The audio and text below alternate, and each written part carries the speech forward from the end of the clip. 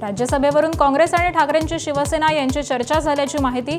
शरद पवारांच्या राष्ट्रवादीला बाजूला ठेवत उद्धव ठाकरेंची थेट दिल्लीत काँग्रेस हायकमांडशी चर्चा, सूत्रांची माहिती.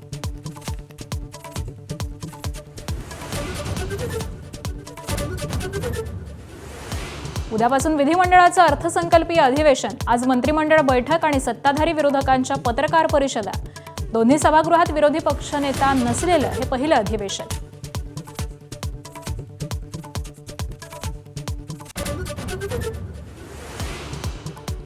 दिवंगत अजित पवारांच्या अनुपस्थितीत मुख्यमंत्री फडणवीस मांडणार अर्थसंकल्प. शेतकरी कर्जमाफीची घोषणा होणार का याची उत्सुकता. अजित पवार अपघात अहवाल, मंत्रालय लाचखोरी, नार्वेकर जमीन प्रकरणावरून विरोधक घेरणार.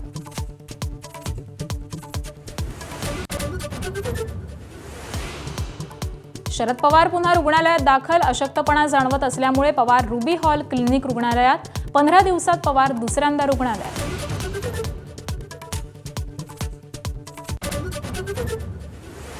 शक्तीपीठ महामार्गाविरोधात उद्या राज्यव्यापी आंदोलन. सतेज पाटलांच्या उपस्थितीत शक्तीपीठ विरोधी संघटनांची ऑनलाईन बैठक. मुख्यमंत्र्यांनी शब्द फिरवल्याची टीका.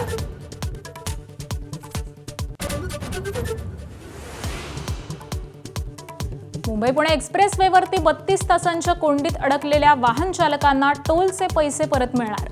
1,20,000 वाहन चालकांचे 5,20,00,000 रुपये परत करणार.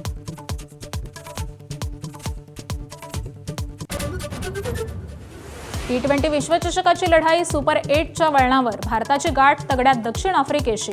आज अहमदाबादेत रंगणार सामना.